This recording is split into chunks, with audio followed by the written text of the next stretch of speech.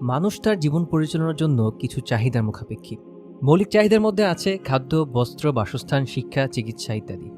সেই সাথে মানুষের অন্যান্য অনেক মনস্তাত্ত্বিক চাহিদাও আছে। আছে ব্যক্তিগত, পারিবারিক, সামাজিক ও রাষ্ট্রের দায়িত্ব। সভ্যতার আবর্তনে চাহিদাগুলোর আকার, প্রকৃতি ও বৈশিষ্ট্য বদলাতে থাকে, কিন্তু দায়িত্বগুলো অনেকাংশেই অপরিবর্তনশীল। মানুষের সুবিধার জন্য নির্মিত এই সমাজেরও কিছু চাহিদা আছে, সেটাও যুগের আবর্তনে পরিবর্তনশীল। আবার সামাজিক কিছু দায়িত্বও আছে। কালের আবর্তনে সমাজ পরিবর্তন হলেও সমাজকে কার্যক্ষম ও আদর্শিক রাখার দায়িত্বে তেমন কোনো তারতম্য দেখা যায় না। বর্তমানে পৃথিবীর অন্যতম উন্নত দেশ ও সভ্যতা বলতে যে অঞ্চলটির কথা সবার আগে মাথায় আসে সেটি হলো যুক্তরাষ্ট্র বা আমেরিকা। সেখানকার সামাজিক চাহিদার পরিবর্তনও বেশ উল্লেখযোগ্য। 1950 সালের আমেরিকার দিকে তাকালে তখনকার সমাজ ব্যবস্থায় মেয়েদের দায়িত্ব ও সামাজিক চাহিদার অবস্থা প্রত্যক্ষ করলে অবাক হতে হয়। বর্তমানে আমরা যে আমেরিকার সামাজিক চিত্র দেখছি তার অনেকটাই বিপরীত চিত্র দেখতে পাওয়া যেত সে সময়। 1950 সালে একজন সুপটু গৃহিণীকে আমেরিকার একটি পরিবারের জন্য একটা সম্পদস্বরূপ দেখা হতো। কোনো গৃহিণী তার পরিবারের সীমিত সম্পদকে কি করে পরিবার পরিচালনায় সফলভাবে কাজে লাগাতে পারেন, থ্যাঙ্কসগিভিংয়ের রোস্টেড টার্কির বেঁচে যাওয়া মাংস দিয়ে কি করে অন্য রেসিপি তৈরি করে অপচয় রোধ করা যায় সেই বিষয়েও বিভিন্ন প্রচারণা চালানো হতো। পরিবারে সন্তানদের সংখ্যা ছিল 3-এর বেশি। বড় সন্তানদের ছোট হয়ে যাওয়া পোশাক ছোট সন্তানদের দিয়ে দেওয়ার মাধ্যমে অপচয় রোধ, এমনকি গৃহিণীদের সেলাই শেখার কাজে উদ্বুদ্ধ করা হতো যাতে পরিবারের খরচ নিয়ন্ত্রণ হয়। মেয়েদের পড়াশোনার ব্যাপারেও গার্হস্থ্য অর্থনীতি, ফ্যাশন ডিজাইন, টেক্সটাইল ডিজাইন, খাদ্য ও পুষ্টি, নার্সিং ইত্যাদি বিষয়গুলোকে যুগ উপযোগী ধরা হতো। মোট কথা, কনজিউমারিজমের আগে আমেরিকার সমাজ এবং আমাদের মায়েদের সময়কার বাংলাদেশি সমাজ ও ইসলামিক সমাজে খুব বেশি একটা পার্থক্য ছিল না। তাহলে এমন কি হলো যার ফলে আমেরিকা 2000 সাল পার হতে না হতেই মেয়েদের ঘরে থাকা বা পরিবার প্রতিপালনকে মূল্যহীন ভাবা শুরু করলো? সকল সামাজিক ও পারিবারিক দায়িত্ব চলে গেল সেবা প্রদানকারী প্রতিষ্ঠানের কাছে। পারিবারিক কাঠামো ভেঙে গেল, মোটা মানুষের সংখ্যা মহামারীর মতো চারিদিকে ছড়িয়ে গেল। এর মূল কারণ হলো সমাজ অধিপতি তথা প্রভাবশালী ব্যক্তিবর্গ তাদের মনে হয়েছিল যে জনসংখ্যার প্রায় অর্ধেক নারীরা ঘরে বসে অনুৎপাদনশীল কাজে নিজেদের মেধা ও মননকে অপচয় করছে। তৎকালীন সময়ে তারা মহিলা ডাক্তার বা নার্স কিংবা কুটির শিল্প জাতীয় কাজে মেয়েদের উদ্বুদ্ধ না করে কারখানা থেকে শুরু করে রেস্টুরেন্টে খাবার পরিবেশন ও স্বল্প বসনা হয়ে পুরুষদের টাইয়ের বিজ্ঞাপনে মেয়েদের নিযুক্ত করে সভ্যতার দ্রুত বিকাশ নিশ্চিত করেন। ছোট বড় বিভিন্ন পেশায় মেয়েদের সুযোগ সৃষ্টি করা হয়।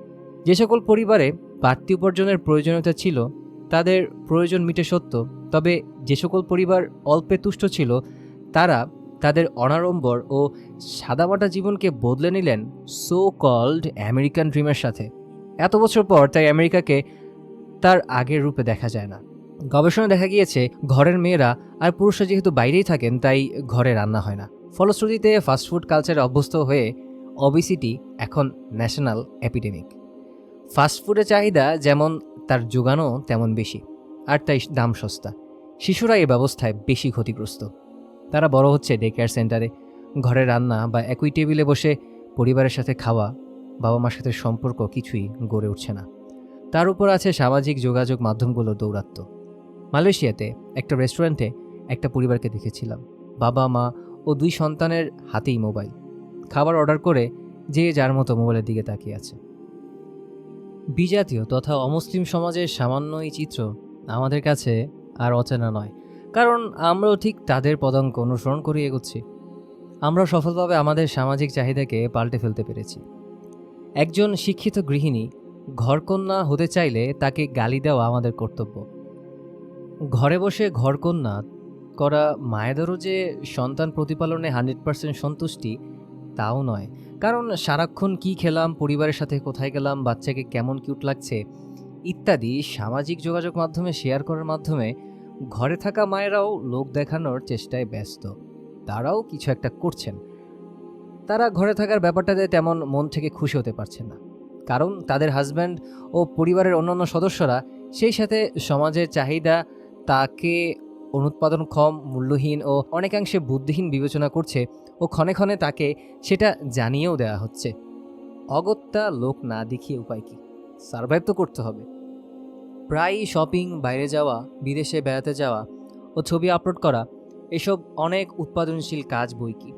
অ্যাটলিস্ট সমাজে সকলে জানবে সে খুবই সুখে আছে। যারা উপার্জন করছেন বা পড়াশোনা করছেন তারাও তাদের অর্জন শো অফ করা থেকে পিছপা হন না। ঘরে ডোমেস্টিক ভায়োলেন্সের শিকার হলেও হাসি মুখের ছবি আপলোড করে চলেছেন। কি ছেলে, কি মেয়ে, কি বয়স্ক, কি কম বয়স্ক, সবারই একটা লোক দেখানোর প্রবণতা। পারিবারিক কাঠামো ভাঙাও শুরু করেছে। কারোর জন্য কারো সময় নেই, সকলেই যেন নিজেকে নিয়ে ব্যস্ত। তার উপর আছে অসুস্থ প্রতিযোগিতা। কার সম্পদ বেশি, কে বেশি ক্ষমতাধর, প্রভাবশালী, কার সন্তান কত সফল ইত্যাদি বিষয়ে প্রতিযোগিতা চলছেই। জিপিএ-5 পাওয়া নিয়ে সন্তানদের উপর অত্যাচার করে হলেও বন্ধুবান্ধবী বা আত্মীয়দের সন্তানদের সাথে প্রতিযোগিতা নামতেই হবে। আমি দেখেছি ক্লাস টেস্টে 20-18 পাওয়া বাচ্চাদের সাথে 20-20 পাওয়া বাচ্চারা কথা বলে না। এ ধরনের ব্যবহার ছোট্ট ছোট্ট বাচ্চাদের শেখাচ্ছি আমরা। আমাদের সমাজেও ফাস্টফুডের প্রসারতা বাড়ছে। ঢাকার মধ্যেই খুঁজলে 20 জনের মধ্যে 5 জনকে পাওয়া যাবে অবেস, অর্থাৎ অতিরিক্ত ওজন। অবৈধ সন্তান, বয়ফ্রেন্ড, গার্লফ্রেন্ড কোনো ঘটনাই না। পরবর্তী লেভেল হয়তো হাই স্কুল স্টুডেন্টদের মধ্যে প্রেগন্যান্সি ও সিঙ্গেল মাদারদের আবির্ভাব হতে দেখা। ছেলেমেয়েরা প্রেমের সম্পর্কে জড়ালে বাবা মা খুশি, তবে বিয়ে করতে চাইলে অগ্নিশর্মা। আমাদের সরকারকে ধন্যবাদ জানাই যে তারা অবস্থার ভয়াবহতা বুঝেই 16 বছর বয়সে বিশেষ বিবেচনায় বিয়ের অনুমতির কথা বলেছেন। কিন্তু তারপরেও বিয়ে হলো কর্পোরাল পানিশমেন্ট। পড়াশোনা ভালো করে না করলে বিয়ে দিয়ে দেওয়ার হুমকি দেওয়া হয়। আমাদের বাবা মাই সেটা করছেন। কোনো কন্যা সন্তান বিয়ের পর চাকরি না করে পারিবারিক দায়িত্ব পালনে আগ্রহী হলে বাবা মায়ের তীব্র নিন্দার শিকার হচ্ছে। এর কারণ সামাজিক চাহিদাকে দায়িত্বের থেকে বেশি মূল্যায়ন। এ কারণেই কি আমেরিকা তার পারিবারিক কাঠামো হারায়নি? এ কারণেই কি তারা হোর্ডিং ও ডিপ্রেশনের মতো মানসিক ও ওবেসিটির মতো শারীরিক অসুস্থতায় ভুগছে না? সামাজিক নানা সমস্যা, broken family, domestic violence, child abuse ইত্যাদি কি তাদের সমাজের চিত্র নয়? আমেরিকা সেটা উপলব্ধি করা শুরু করেছে। বর্তমানে আমেরিকান মেয়েরা ইউটিউবে বিভিন্ন ভিডিও পোস্ট দিচ্ছে যে কি করে একজনের স্বামীর উপার্জনে ঘর চালানো সম্ভব। SAHM বা স্টে অ্যাট হোম মম একটা বিশেষ প্রিভিলেজ হিসেবে গণ্য। আমেরিকা আবারও ফেরত পেতে চাইছে তাদের হারানো পরিবার। সেখানকার মেয়েরা তাদের মাতৃত্বকে ভালোবাসে। তারা তাদের সন্তানদের সাথে সময় কাটাতে বেশি আগ্রহী উপার্জন অপেক্ষা। কিন্তু তাদের সমাজ এমন অবস্থায় এসে পৌঁছেছে যে কনজিউমারিজমের ফাঁদে পড়ে একজনের উপার্জনে জীবন নির্বাহ করা দুর্বিষহ। তাই এখন তাদের মধ্যে দেখা যাচ্ছে ফ্রুগাল লিভিং স্টাইল ও 2000+ স্কোয়ার ফিটের বাসা ছেড়ে 300 স্কোয়ার ফিটের টিনি হাউস নির্মাণ করতে। ওবেসিটির অভিশাপ থেকে বাঁচতে ভেগান ফুড আন্দোলনে তারা নেমেছে। আমেরিকা আজ যা হতে যাচ্ছে আমরা তা ছিলাম, আর আমরা যা হতে যাচ্ছি তা থেকে আমেরিকা পরিত্রাণ পেতে যাচ্ছে। আর দুঃখজনক যে এ ব্যাপারে আমাদের কোনো ভ্রুক্ষেপ নেই। সমাজকে সৃষ্টি করা হলো মানুষের প্রয়োজনে, কিন্তু আজ সমাজের চাহিদার কাছে মানুষই বন্দী। চাহিদাকে মূল্যায়ন করতে করতে আমরা দায়িত্বগুলোকে অবহেলা করে চলেছি। যুগের সাথে তাল মিলিয়ে চলার অর্থ এখন মূল্যবোধ বিবর্জিত, উদাসীন ও দায়হীন কর্তব্য পালন। তাই তো আমাদের সন্তানেরা এখন ইয়াবাসহ ধরা পড়ে, বাবা মাকে হত্যা করে, আর বৃদ্ধ বাবা মাকে দেখা যায় বৃদ্ধাশ্রমে। আল্লাহ সঠিক পথ এর দিশা দিন, সঠিক বুঝ দান করুন আমাদের। সব কিছু হারিয়ে আবার ফিরে পাওয়া দুষ্কর। আমেরিকা যা হারিয়ে আফসোস করছে, আমরা যেন তা পুরোপুরি হারাবার আগেই সতর্ক হই, ইনশাআল্লাহ।